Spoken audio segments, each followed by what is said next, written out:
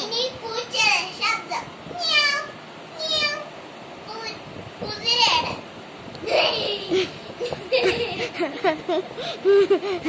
അടുത്തത് സിംഹത്തിന്റെ ശബ്ദം. അടുത്തതായിട്ട് പുലിയുടെ ശബ്ദം. അടുത്തതായിട്ട് പശുവിന്റെ ശബ്ദം.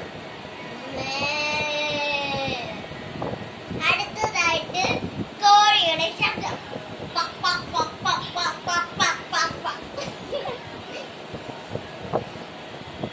പിന്നെ അതായിട്ട്